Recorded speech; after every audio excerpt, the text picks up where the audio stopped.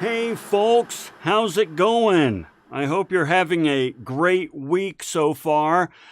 Kind of a little tricky to get back into it since we just came off a fall break for those of you joining us live. So yeah, fall break. Oh, I have to head back to class. It's a challenge, I get it, but I'm really glad you're here.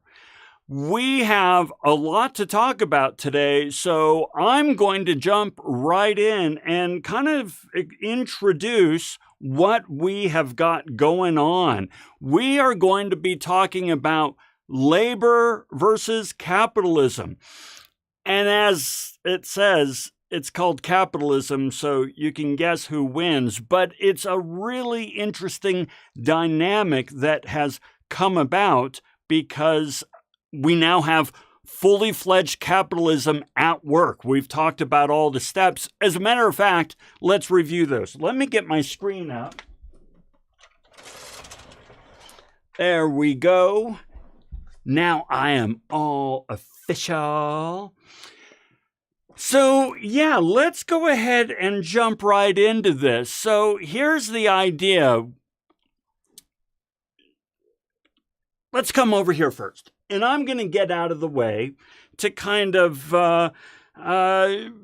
give you a reminder of what we've been going through, right? So we talked about the profit motive, and we know the profit motive is awesome because it inspires us to work hard and do things and better our material, our financial circumstance. You're here because of the profit motive. However, the profit motive can also be problematic because it tells us that we are dissatisfied with our current state. And, well, golly gee, guys, we live in our current state. We are in a perpetual state of current state. Therefore, the profit motive, if we're not careful, can kind of convince us that we're never happy. And that's no good. And then we talked about private wealth and capital, right? We talked about how investment in, benefits all of society, benefits the economy, access to wealth, access to capital, brings about opportunity for folks. So we really love that. On the other hand, investment of capital creates disproportionate wealth, power, and privilege for a very small minority. And so this is problematic. It's an aspect of capitalism. And then you'll remember we talked about the free market, how the free market encourages innovation, which delivers new features, better quality, lower prices, stuff that we absolutely love. On the other hand, it also creates contrived wants to kind of keep people purchasing, buy more, buy more. And furthermore, the market can fail. There's a lot of needs in the world that the market just won't meet when left alone. And then we talked about laissez-faire, how if we just leave things alone, the system will work itself out. It's kind of a self-regulating system that is constantly striving toward efficiency. On the other hand, a natural system is amoral and so lacks a moral compass and devalues what makes us human. And then finally, you'll remember last time we talked about the invisible hand, which allows value to flow freely where it can create further value and so on and so forth, and is constantly adding to, our productivity. On the other hand, not all value creation is rewarded equally, either monetarily or in terms of influence. So you remember all that. That is our kind of current state, if you will. Now, here's the thing, though. Now, as you know, I'm a fan of capitalism. I actually just published a video just the other day about the profit motive, talking about that. I'm a fan of capitalism. But that doesn't mean that it is not without its issues.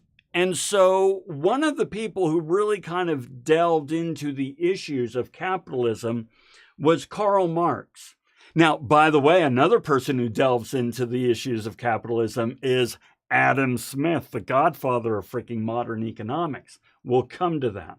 But what we're going to do is we're going to start out by talking about how Karl Marx views this. And to do this, I want to look at things in context of a baker.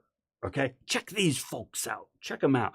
All these people are working together to bake this bread. They are all contributing.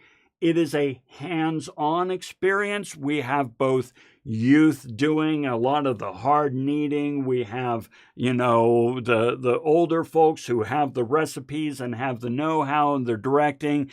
It's a community event. They are all participating and they all get to enjoy the benefits, the fruits of their labor. They're making this bread and they're going to eat the bread and they're going to love it and they're going to have a party later on. We're not going to stick around for the party. We don't have time for a party. Okay. On the other hand, supposedly these people are bakers as well. But are they really? Look at that. These people aren't baking. They're lifting crap. What do you do for a living? Are you a baker? No, I push a button. I lift things. I open things. I push buttons. And it's at about this stage that we're going to stop seeing human beings altogether. We're going to just see machines doing it all. So whereas the previous bakers, they really got to be part of the process and invest of themselves in the product. These poor schmucks, they're just lifting stuff and pushing buttons and watching machines, and that's not baking. All right? And yet, this is what capitalism has created for us, and this is what Karl Marx kind of gets hung up about. Okay? So one of the things that Karl Marx says is, he says, animals are solely trying to survive. Human beings are supposed to be able to, or supposed to be more creative and free. If a person's primary activity is laboring for a wage needed to survive, then they are more like an animal than a human. They are alienated from their species. Okay. Now, this is what Karl Marx is asserting. Our species' essence is to create, to see ourselves in our work, and to self-actualize in our work. Work is our species' essence. Animals, on the other hand, they just eat to survive. They just work to survive. Well, if we too are just living paycheck to paycheck, hand to mouth, just working to survive, then we're being denied our species' essence. We are alienated from our labor. He goes on to say, Man is a creature of his species, that he is a conscious being, that he is able to direct his life activities, and that he treats his own life as a subject matter and an object of his own determination. Alienated labor reverses this relationship. Man, the self-conscious being, turns his chief activity, labor, which should express his profound essence, into a mere means of physical existence. In other words, so what Marx is saying here is, you and I are supposed to be able to really express ourselves in our work and to just thrive in that. But if all we're doing is working to survive and eat and just try to get by, then no, it's not, our species essence is not being fulfilled. Okay, so now he actually looks at 4 types. That's 8, Lon. Okay. We'll just use this one. He's looking at 4 types of alienation. So what I want to do is we're going to explore each type of alienation. But as we do, take some notes to yourself, right? We don't have any light bulbs yet. We're going to get some light bulbs. So take some notes and kind of say, all right, where have I experienced this? Now, after we go through all 4, we'll open it up. We'll do our 2-minute timer and we'll see what you come up with. But feel free to put stuff in the chat right now if you see something that you're like, oh yeah, hell yeah, that describes me. Okay? So with that, let's move on. First of all, he talks about alienation from the product. Once again, we're looking at bakers here, right?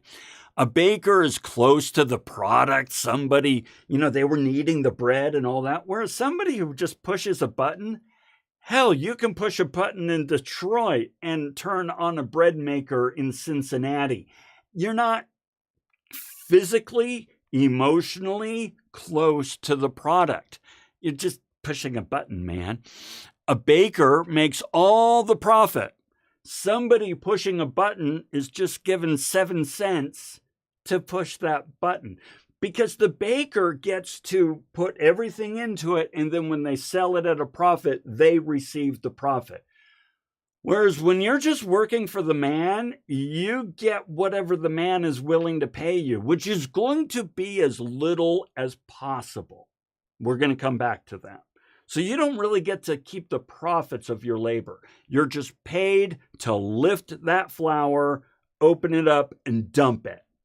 Any monkey can do it, so don't expect pay greater than that of a monkey. This is where Marx is coming from. Okay? So if we continue on, we also have alienation from our own labor. The first one was alienation from the product. You're far from the product emotionally, physically, and furthermore, you don't get the profit from it. Then we have alienation from our labor. The baker is involved in every step of the process and really practicing their craft when they're making this awesome bread. The worker just does one small, repetitive, monotonous task, one that is highly removed from the final product. And just push a button, look at, push a button, look at, push a button, look at. How can you discover and express yourself in that kind of labor? Now, in this case, the folks pushing the button, they are just selling their mechanical labor for wages. They are not creating a product through which they can express themselves. Now, I maintain, and I hope you're writing this down, because I maintain you get this, all right?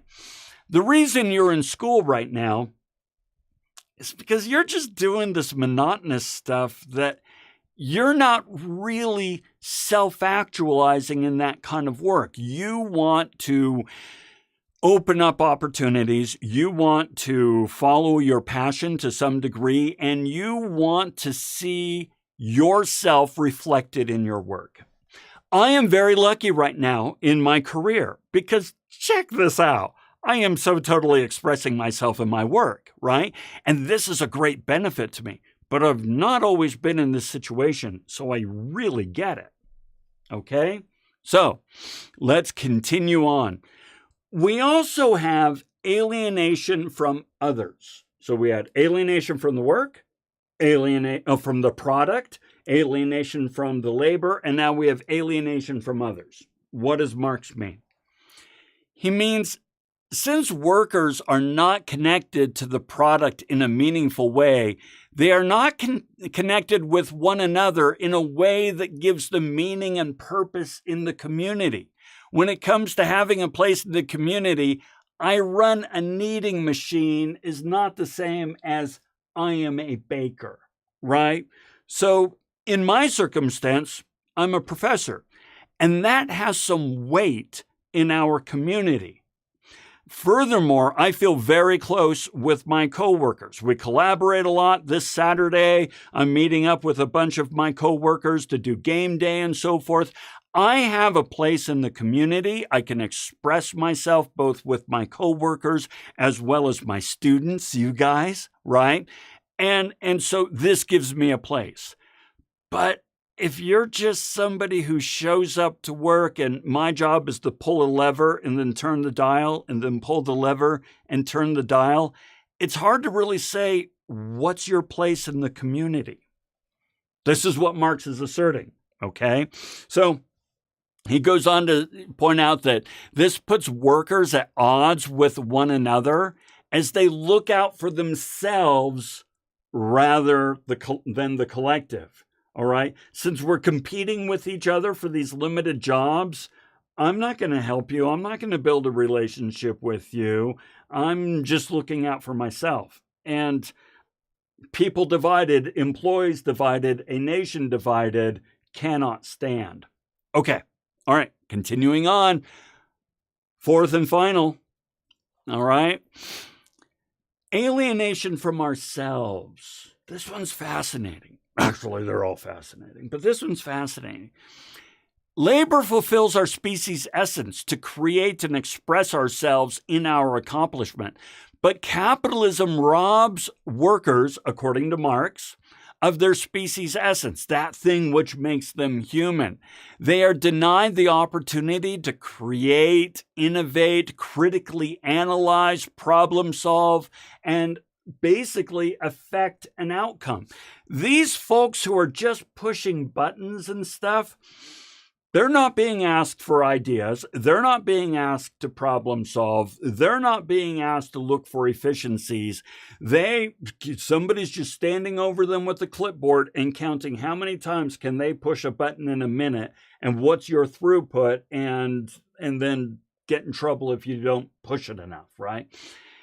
That alienates us from ourselves, and we can't express who we are in our labor. And once again, Marx really accentuates, he really emphasizes that we express our individuality and our creativity through our work, which is why a lot of us have hobbies and stuff, because, well, we can express ourselves there. All right. Okay. So let's play with this. Where have you felt any of these forms of alienation? So give me some ideas. Where have you felt them in the past? I am going to share with you where I have felt them, but go ahead and type on in there where you have felt these different types of alienation and how it made you feel as a result, and maybe even what actions you decided to take as a result. So let's play with this.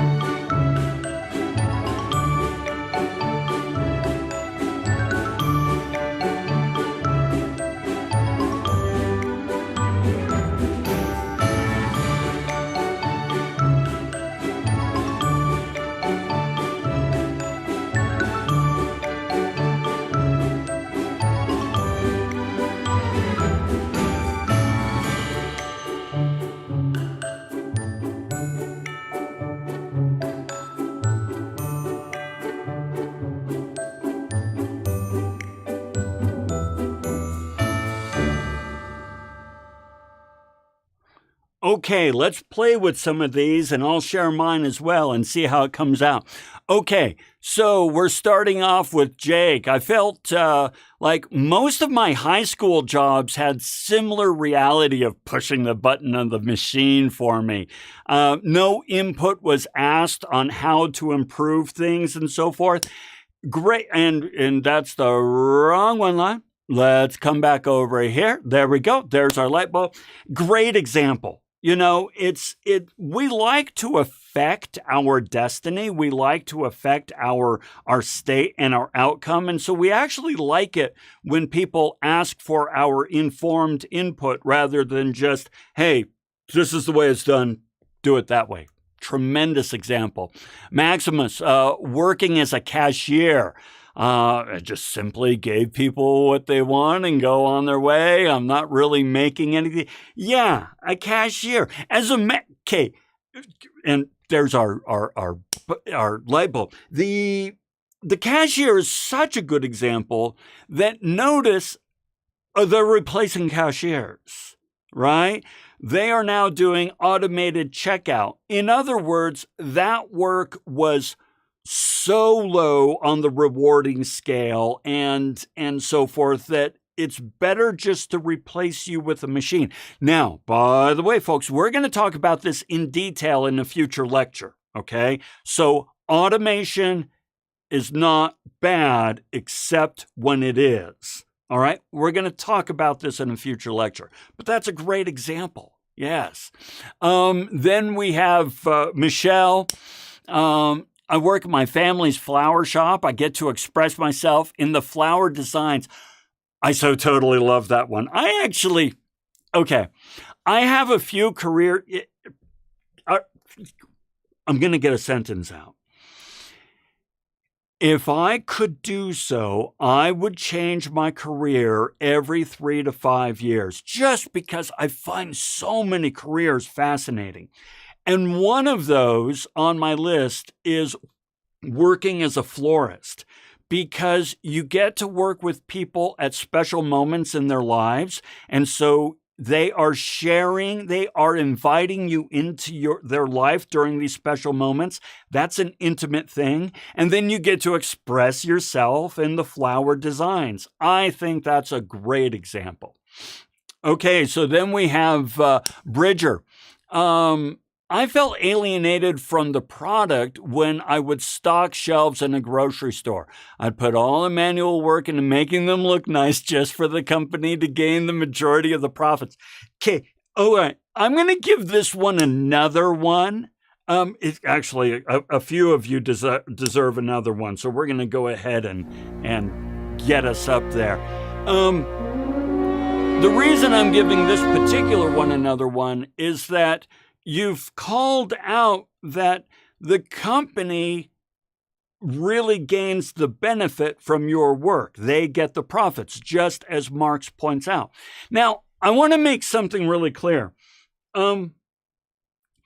Every job that you're not fired from or not laid off from, every job, the employer gains more value than you create. Than you get in return. Okay. In other words, if you create value at level 10, they will pay you 8. Now, this is good. Bear with me. This is good, because if they did not get value out of your work in excess of what they paid you, they wouldn't employ you, right? So any job that you actually are able to maintain, you are creating more value than you're getting paid for. That's fine. So long as that balance is fair, right? If they're getting value of 10 from your labor and they're paying you 3, there's a problem, right? But this is why many people like to start their own companies, because it's like, even if I make less money working for myself than working for a corporation, at least I'm getting the majority of the value I create. So yeah, good call out. All right, folks, let's come back and see what we got next. All right, great input. Let's keep them coming. All righty. So here's The thing, let's come back over here. We'll come back over here. There I am. Here's the thing. First over here. Karl Marx. Now, you all know Karl Marx, father of communism and so on and so forth. And if you went to school here in the West, you're kind of required by federal mandate to say that Karl Marx is evil and a fool and all that sort of stuff. I want to be clear. Communism doesn't work. It's been tried many times, okay? Disastrous every single time. Nevertheless, that doesn't mean that Marx's observations are incorrect. You and I, we just saw a bunch, right? We saw his observations and we said, yeah, that makes sense to me. Okay? Furthermore, Marx's observations line up with Smith, Adam Smith. There we go. I had to look on the citation to remember his first name. So remember, Adam Smith is the godfather of modern economics. All right? He is the one who came up with the invisible hand. He promoted free markets. His whole book was Wealth of Nations. It was an investigation into the cause of wealth of nations. He observed that some countries were rich and other countries were not. What was the root of this wealth of nations? And he said it's capitalism. But now check out what he says about this kind of work. All right? This is heavy. He says, the man whose whole life is spent performing a few simple operations, of which the effect too are perhaps always the same or very nearly the same, has no occasion to exert his understanding or to exercise his invention in finding out new expedients for removing difficulties which may never occur. He naturally loses, therefore, the habit of such exertion and generally becomes, get this, as stupid and ignorant as is possible for a human creature to become. Damn, Smith. Okay, let's understand what he's saying. He's saying, listen, people who do this just kind of stupid, rudimentary work and are not given the opportunity to problem solve and find new efficiencies and be a part of the process and really, kind of exert their mental faculties to help produce whatever they're doing. These folks lose the capability of doing these sort of things. And as he says, become as stupid and ignorant as is possible for a human creature to become. That's heavy stuff, okay? He goes on to say, the torpor of his mind renders him not only incapable of relishing or bearing any part in any rational conversation, but of conceiving any generous, noble, or tender sentiment, and consequently of forming any just judgment concerning many even of the ordinary duties of private life. Okay, so what's our Scottish moral philosopher saying there? He's saying these people are going to be awful citizens. They are not going to know how to have good, fruitful, meaningful discussions of important issues. They are not going to be able to weigh the pros and cons of issues that are set before them. They are not going to be able to render just judgments, and as a result are just going to be awful citizens.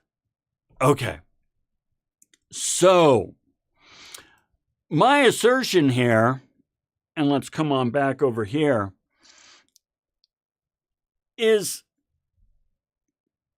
in many ways, Smith and what's his name? Marx. Smith and Karl Marx agree on the problem, okay? They don't necessarily agree on the solution, but we'll come back to that. But before we do, let's ask this question. Are workers powerless to address this situation? Okay? So let's go ahead and set a 2-minute timer. Let's remember, here's my question. Are we powerless? Is there nothing we can do to create a work environment for ourselves that allow us to thrive and to, really exert those mental faculties that make us human? I mean, do we have no recourse? Are we completely powerless to do anything about our future, our economy, our autonomy, our happiness, our thriving at work? Now, yes or no, tell me why you think what you think, okay? And let's play with these. Are we truly powerless as workers? That's the wrong button, Lon. Let's come back to it. There we go. Okay, let's go ahead and set our timer and play with this.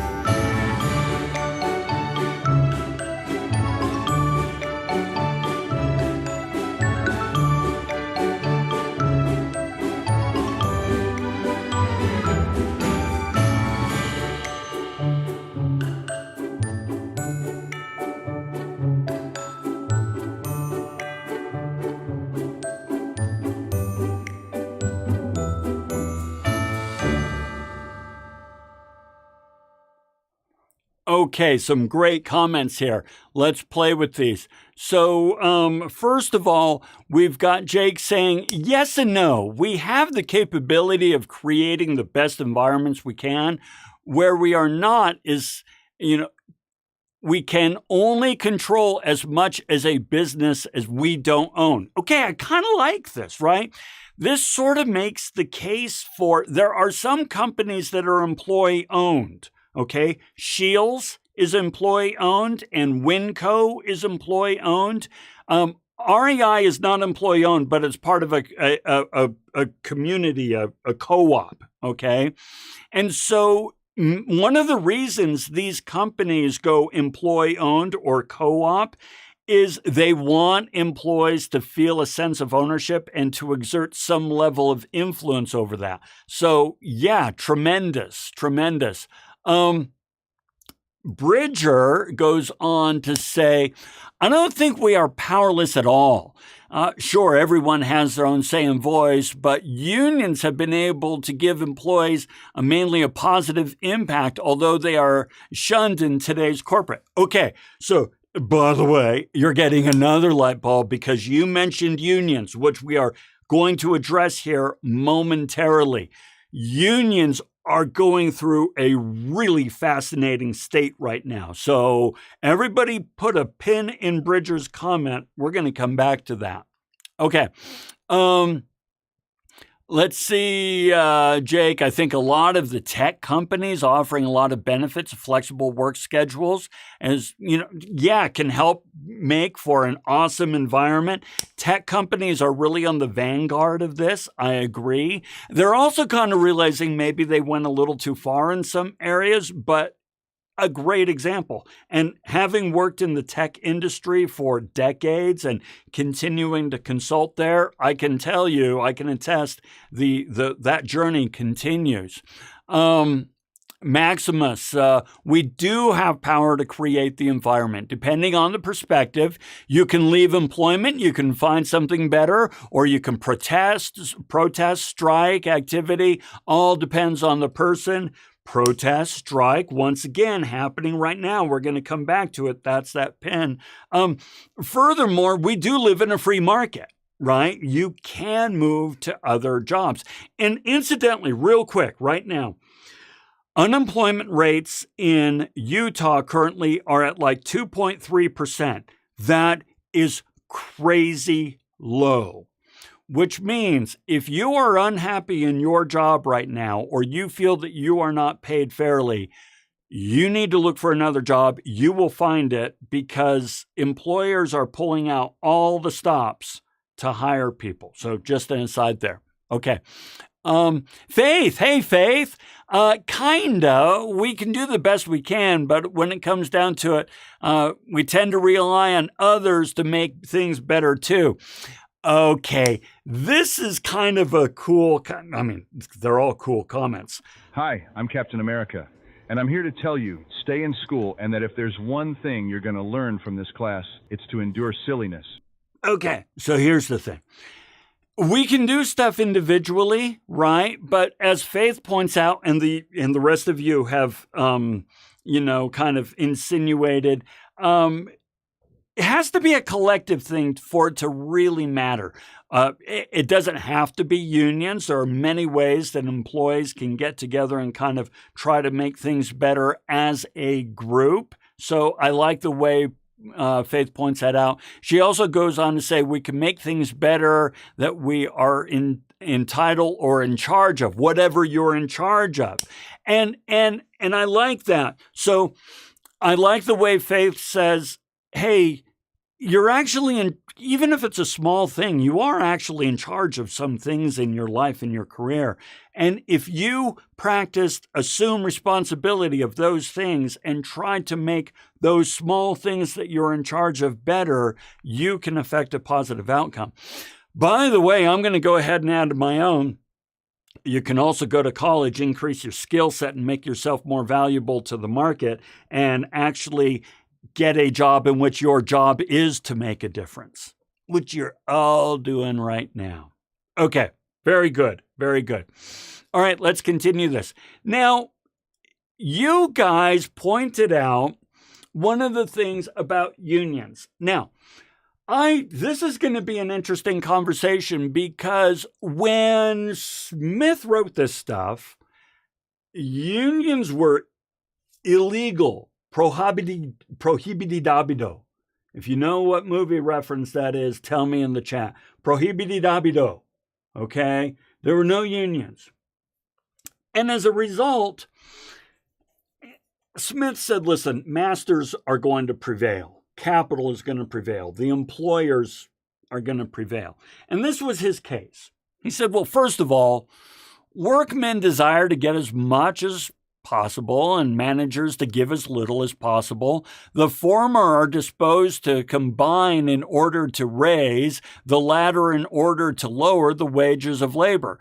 It is not, however, difficult to foresee which of the two parties must, upon ordinary occasions, have the advantage in the dispute and force the other into a compliance with their terms.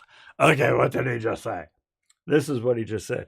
He says, listen, I know employers want to get as much work out of you by pay you as little as possible. Employees want to get paid as much as possible and do as little work as possible. I'm not saying this is the case. He's just drawing this juxtaposition. He says, fine. Okay. But you know what? The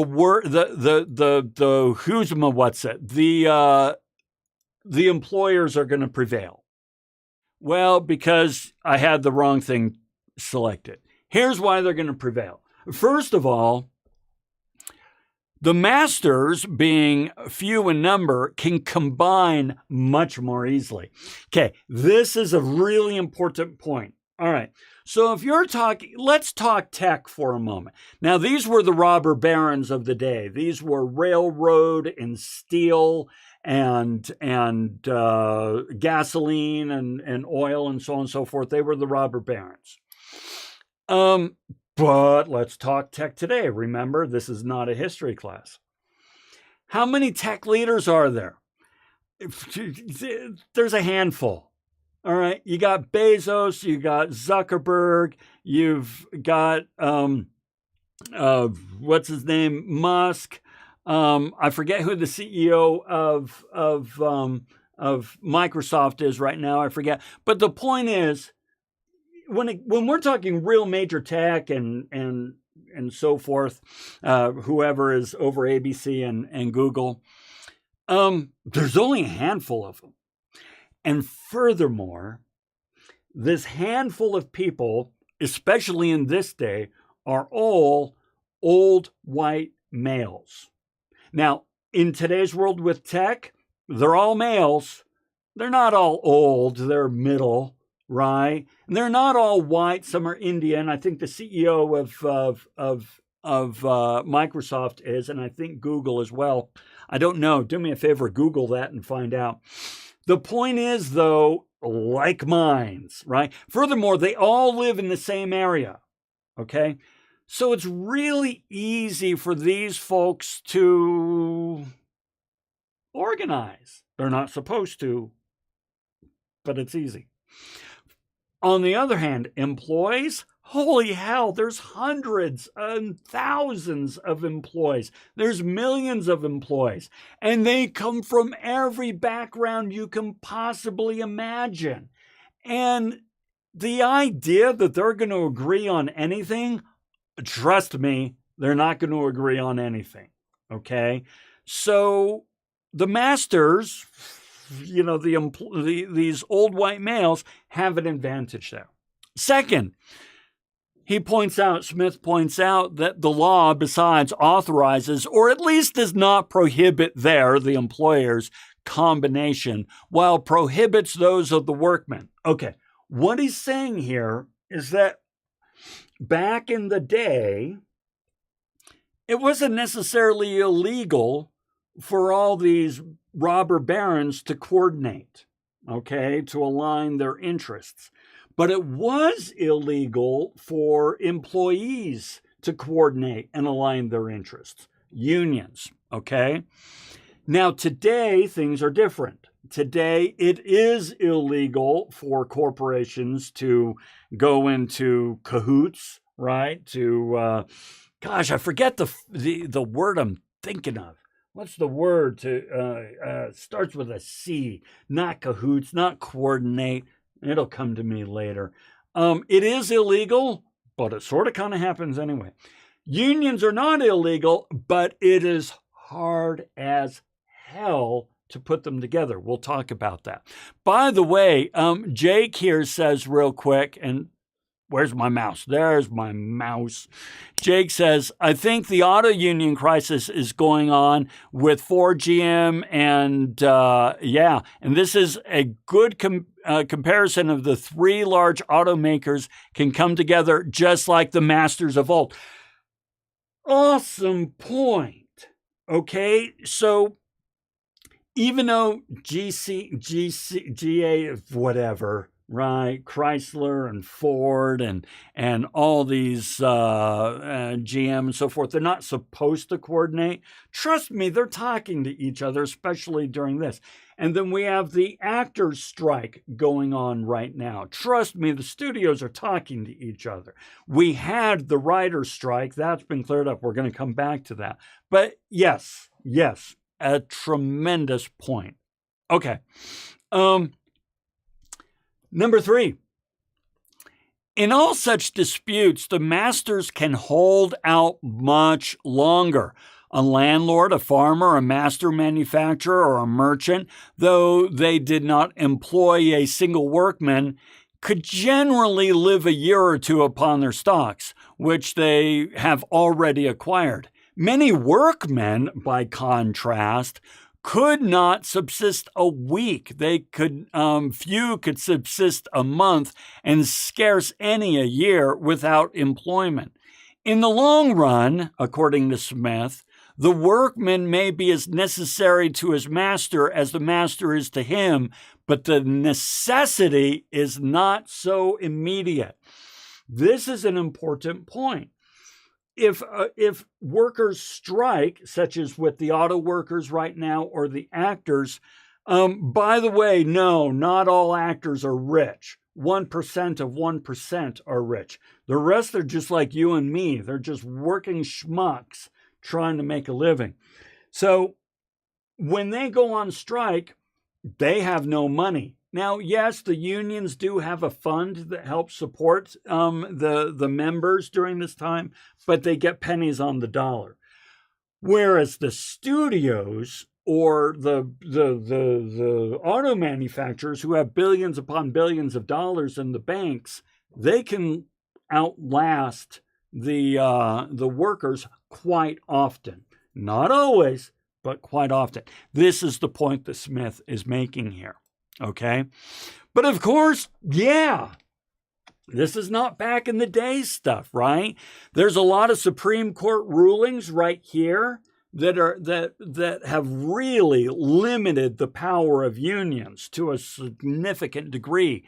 And yet, there was a podcast just a few days ago, so feel free to pull this one up from the Journal by the Wall Street Journal, basically saying that 2023, year of the strike, really fascinating to see all that's going on right now with unions and labor.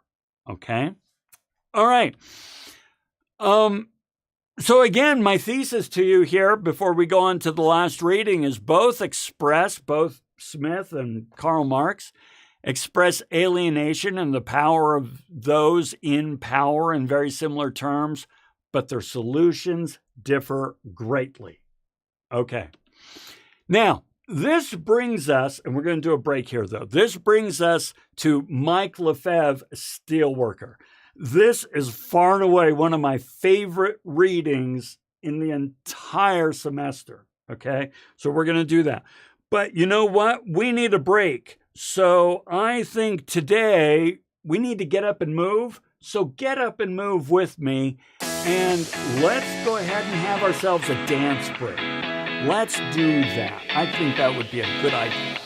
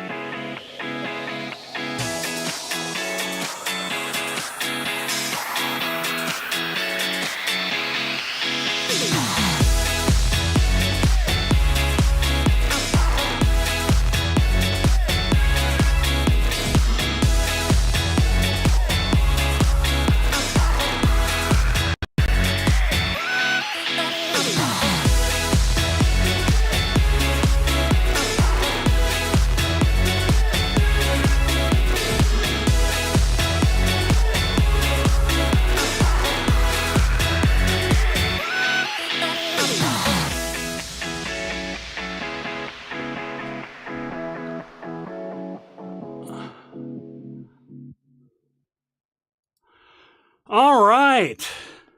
Come on back over here. Oh, it felt good. Okay. Good to get moving there.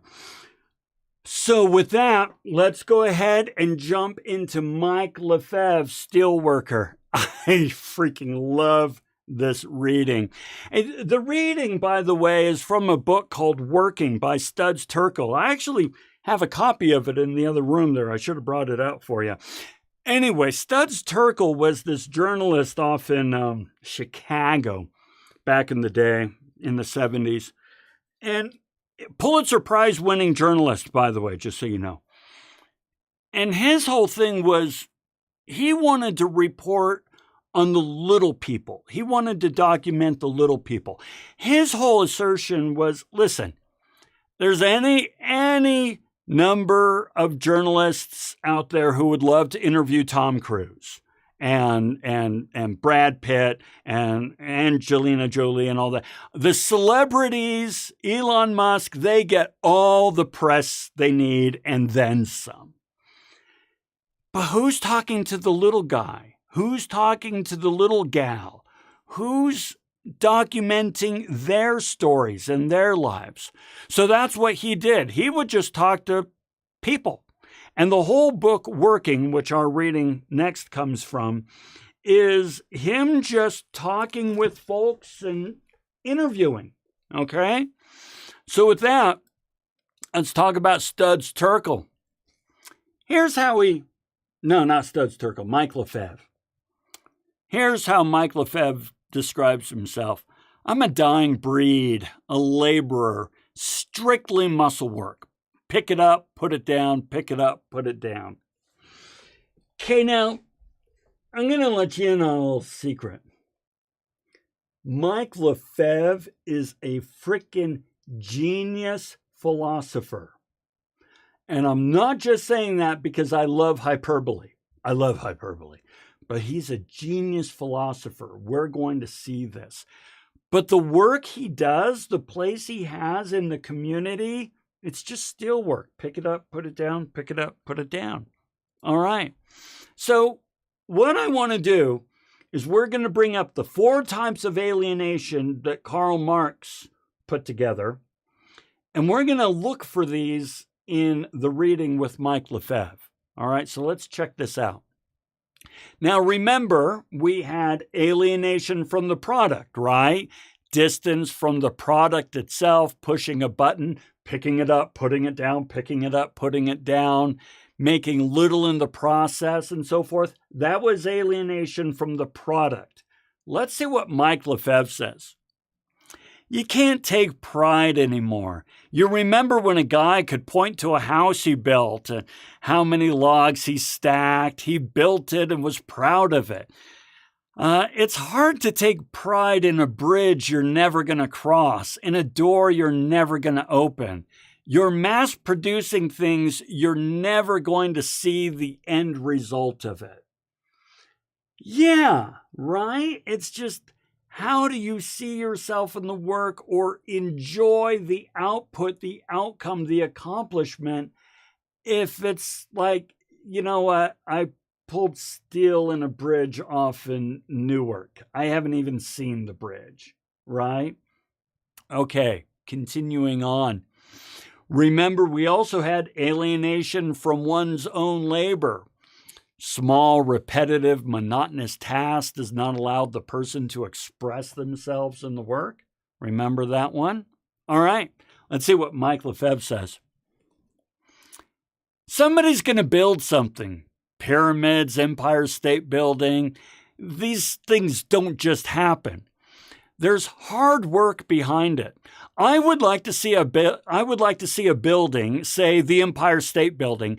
I would like to see on the side of it a foot-wide strip from top to bottom with the name of every bricklayer, the name of every electrician, with their names. So when a guy walked by, he could take his son and say, see, there's me over there on the 45th floor. I put the steel beam in. Picasso can point to a painting. What can I point to? A writer points to a book. Everybody should have something to point to. I freaking love that. Everybody should have something to point to. When you produce something, what are you producing? Now, if it's something you can, oh, look at this, something you point to, that's pretty cool. But guys, I cannot count the days that I have gone into past jobs, put in a hard day's work, and at the end of the day, and I'm not just saying this, and at the end of the day thought, I am exhausted, I didn't have a single moment break, and I don't know what I did today. I have no idea what I did. Does it even matter? I have felt that so many times in my previous careers, and that's what he's talking about here. So Faith says, knowing you were part of the reason they can enjoy the work you helped create. That's actually, I like that. I like that, right? Knowing that you were part of the reason they can enjoy the works you helped create. And that's something that we can hold on to now and again, right? That's an intrinsic motivation, right? We're going to talk about motivation later on, but Faith, and I'm even going to give you another one on this one. Here's the thing. Intrinsic motivation it comes from inside of you, and you do it because you love it, and it doesn't matter if you get anything externally. And what you're talking about is intrinsic motivation, which is in pointing out to you and saying, good job, that was awesome, good for you. This tends to be lower in motivating, but it's nonetheless really important. Really important. Now, I'm not sitting here grasping for accolades or anything. I am highly intrinsically motivated to do what I do right now. I love it. I really love it.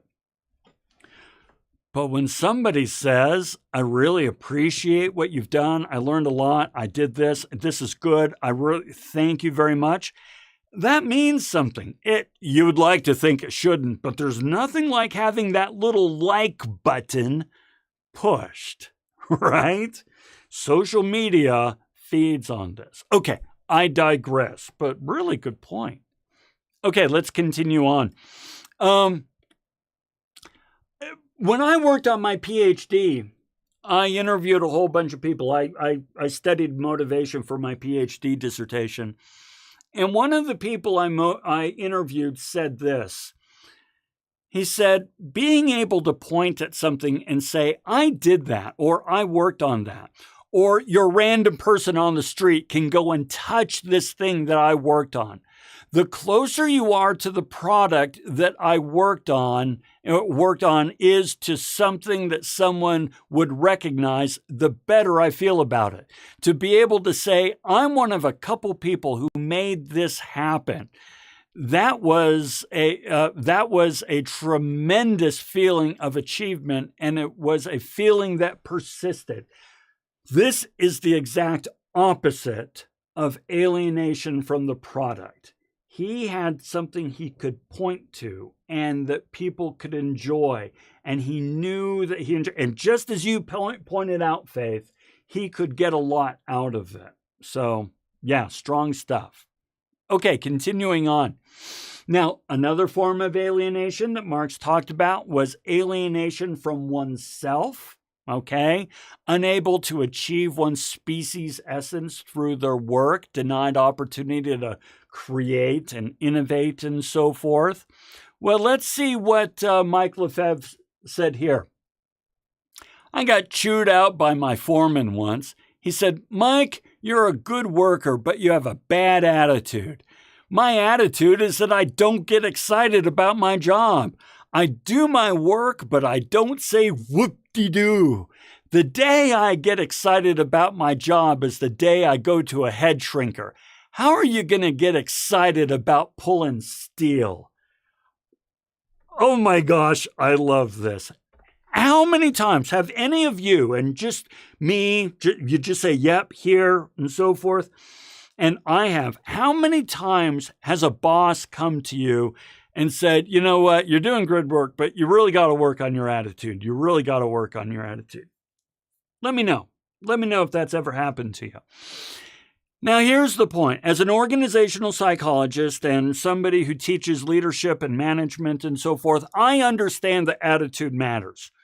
Attitude really matters, okay? So I understand when a manager or a leader says, oh, I really want attitudes to improve. But attitudes don't improve by saying you need to adjust your attitude. It's kind of like saying beatings will continue until morale improves. Attitudes improve when you can express yourself in your work, when you have autonomy in your work, when you're given opportunities to try things, to fail, and to find efficiencies and creativity. That's when attitudes improve. And yeah, you can be working as a cashier and somebody will come up and say, oh, you got to work on your attitude. It's like, I'm a cashier. What am I going to do? Right? So I find that extremely insightful from old Mike Lefebvre here. Okay. Now remember, another thing he said was, and this one's another deep one, this guy, a philosopher. He says, when I was single, I could quit, just split. I wandered all over the country. You work just a little to get a poke, money in your pocket. Now I'm married and have 2 kids. And his voice trails off. I worked on a truck dock one time when I was single. The foreman came over and grabbed my shoulder, kind of gave me a shove. I punched him and knocked him off the dock. I said, leave me alone. I'm doing my job. Just stay away from me. Don't give me with that, hands-on business. And he goes on to say, and this is the kicker, I would rather work my ass off for 8 hours with nobody watching me than 5 minutes with a guy watching me. Who you gonna sock? You can't sock General Motors. You can't sock anybody in Washington. You can't sock a system. You can't sock a system. Oh my gosh, the first time I read this, it just blew my mind. Okay? And it still does today. You can't sock a system. And this is what Karl Marx and Adam Smith talk about with an unchecked system of capitalism. The system denigrates the worker and raises the Elon Musks up to incredible heights of celebrity. Who are you going to sock? You can't sock a system. You've got Mike Lefebvres, who are freaking geniuses out there pulling steel, being denigrated, while Elon Musk, who's a prima facie idiot, is venerated by all because he's rich. So I just find that fascinating. Okay. Last one. We're getting there, folks. We're getting there. Alienation from others, not connected with anyone in the way that gives meaning and purpose to the community. Check this one out. This is from Mike Lefebvre again. He saw a book in my back. Okay, I'm sorry. Real quick. Context. He's in a bar. He's in a bar where there's a lot of college students as well as workers. So he's in a bar, college students, workers, so on and so forth. And this college student comes up to him and starts talking with Mike. Okay? There we go. He saw a book in my back pocket one time and was amazed. He walked up to me and said, "You read?" I said, "What do you mean I read?" He said, "These dummies read the sports page around. All these dummies read is the sports page around here. what are you doing with a book? And by the way, it was a book on philosophy, just so you know. I got pissed off right away. I pissed off at the kid right away. I said, what do you mean all these dummies? Don't knock a man who's paying somebody else's way through college. He was a 19-year-old effete snob. And oh, by the way, Lon Schiffbauer here had to look up the word effete when I first read this many years ago. So Mike Lefebvre taught me a new word, all right? Everybody looks at everybody and judges them by what they do, and that is your place in society. Here's our last slide, and I'm going to come on over here and then get out of the way. Tell you about two people real quick. One of them was in high school, stocked shelves at Woolworths. Woolworths isn't around anymore, and worked in a wood staining company. This kid dropped out of college, spent 3 years working minimum wage as a security guard, and then spent 7 years working nights for FedEx, sorting freight, driving a tug, and delivering packages. All right. Whereas another guy, departmental manager for a global tech company based in the Bay Area, published writer, college professor, and accomplished athlete, speaks 3 languages, has 3 degrees, including a PhD, and has lived in 5 countries. Now, you all know the answer to this. It's the same person. These two people are the same person. C'est moi.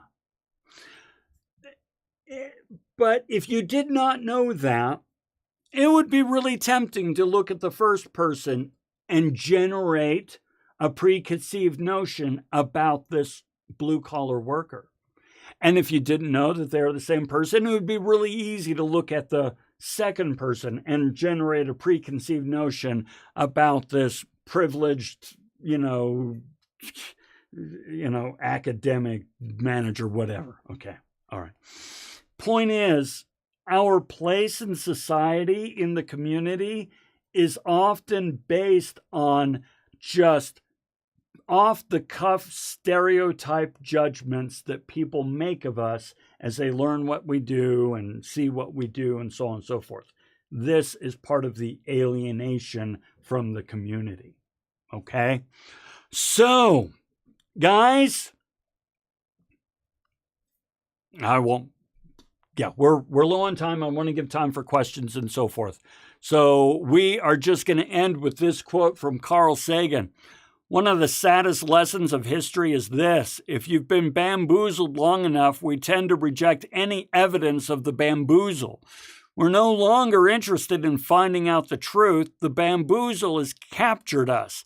It is simply too painful to acknowledge, even to ourselves, that we've been taken.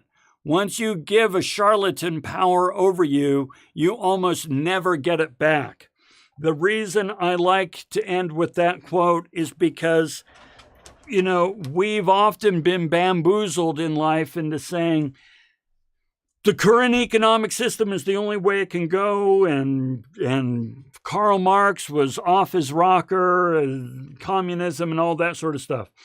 And while I love our current economic system and communism is off its rocker, that doesn't mean we shouldn't look at these things and consider these things and find ways to take these insights to better our circumstances today. Because this is all academic theory until we put it in practice. And that's why you're here, to learn how to put it in practice. All right, so there you go. Fantastic job. Little light on the comments today, but I understand I kind of did a lot of talking. We had to go through 3 readings today. Normally we only do 2, so there's more opportunity for discussion, but I'm very grateful that we got what we did today. As always, okay, let's see. Are we talking about the signature assignment rough draft? Jake, I am putting together a video for that so that let's do that real quick. Okay. So everyone, just so you know, we're like, whoo, topic change. I am going to take a few minutes to talk about the signature assignment and the outline and rough draft and so forth. If you are already comfortable with that, oh, you're all done. Okay. But let's take a moment or two to discuss this. So and by the way, you're getting points for reminding me on that. We're going to go ahead and take that up there because you deserve it. Okay. I'm going to talk while he goes by. The signature assignment asks you, it gives you like 4 prompts, right? Pull up the signature assignment. Actually, maybe I'll pull up the signature assignment. What do you mean, Lon? Pull up the signature assignment. You can pull it up yourself. I am going to pull it up myself. Give me a moment. I'll get there. Okay, I'm going to come here to the syllabus. And I'm going to pull up the Personal Renaissance. I will put it right here. And then I'm going to lift that up. And we're going to come over here. And I'm going to get out of the way. Come over here and get out of the way. Okay. So you notice, and let's make this a little bit larger for you. It gives you a bunch of prompts. You only need to follow one of these prompts for your signature assignment. Don't do all 4, right? Just respond to one of these prompts. So, which of the readings affected you the most and how? If I were doing this, I'd probably do Mike Lefebvre, Steelworker, just because it affected me. There's also a reading that we're going to do next week or the week after that I really liked. Anyway, how do specific concepts you've learned in this course enhance concepts you've learned in a different course? So, for example, if you have taken an economics class and you talked about Adam Smith, how did today's lecture influence your understanding of that lecture that you had in your economics class? How has this course changed specific thoughts, beliefs, and attitudes you had before taking the course? And how have you applied the course material to your own work situation or personal life? So how have you actually applied what you've learned in this course in your personal life? It's pretty simple. Now, the real thing that I want to make sure that you understand is you need to talk about the actual readings, right? Let's see here, paragraphs. Okay, no. Okay, you must address more than one reading and concept, okay? So this means that if you were to use today's lecture, for example, you'd say, well, the way that Karl Marx expressed his ideas and the way that those connected up with Mike Lefebvre made me think about the job that I had back in high school and help me look at it and understand why I was unhappy in a different way. I always knew I was dissatisfied with the job, but I didn't really understand why until I read Karl Marx and Mike Lefebvre. So that's you responding to the prompt with at least 2 readings. Now, I would love to see 3 or 4 readings, kind of building a constellation and broadening your thinking, but the requirement is 2 readings at least, right? And then the rest of this is all words, blah, blah, blah.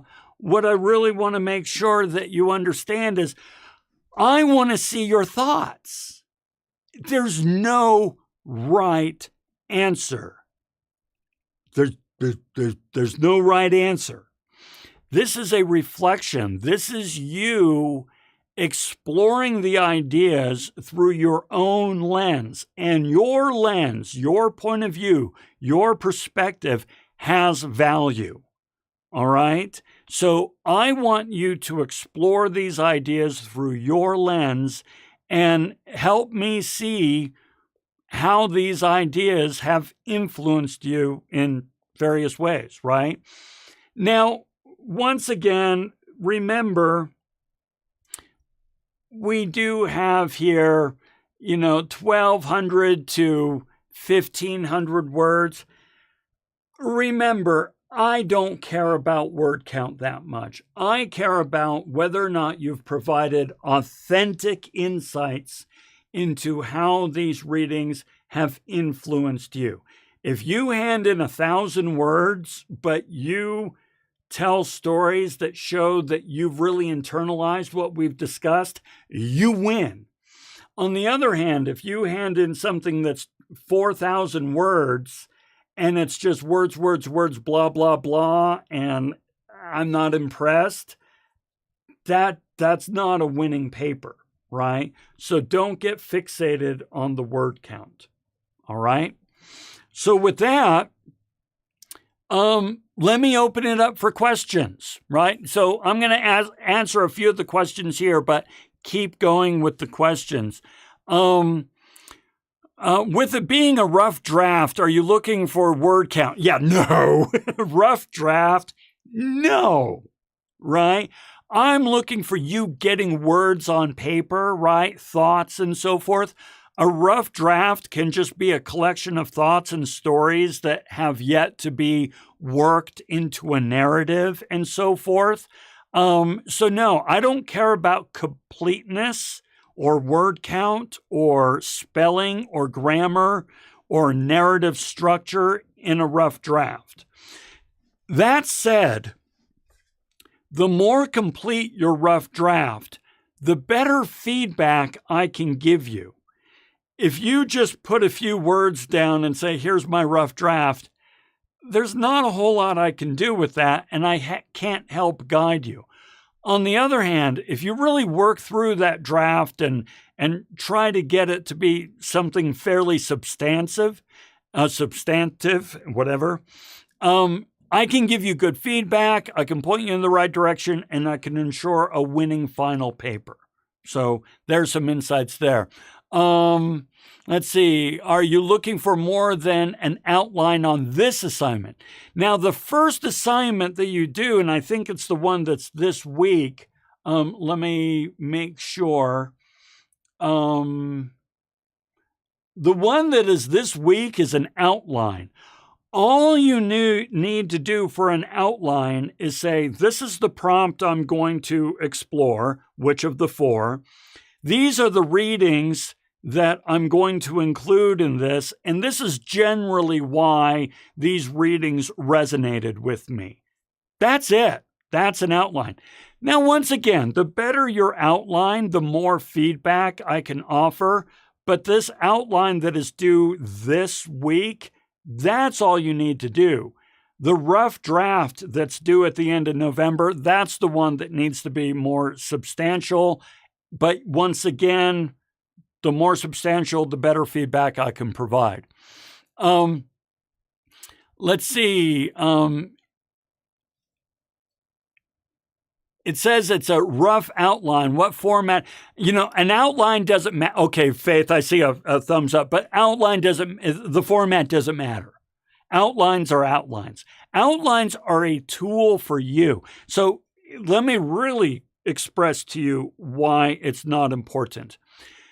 The only reason I require an outline and then a rough draft is to make sure you're working on this through the end of the semester instead of waiting until 2 days before the end of the semester and having a holy crap moment and realizing that you need to write a reflective essay. So the outline is for you and for me to provide feedback.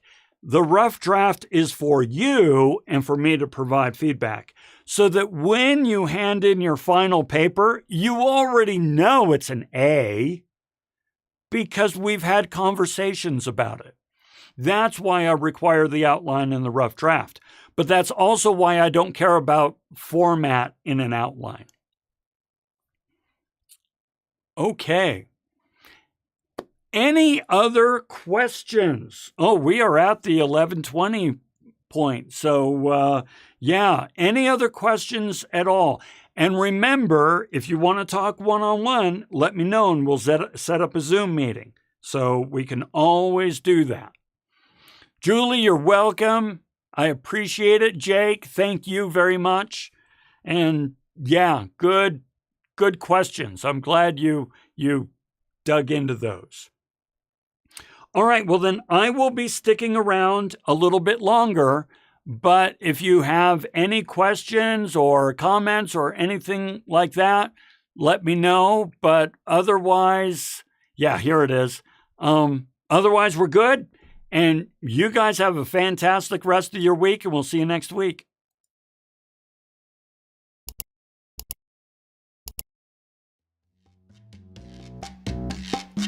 Woo.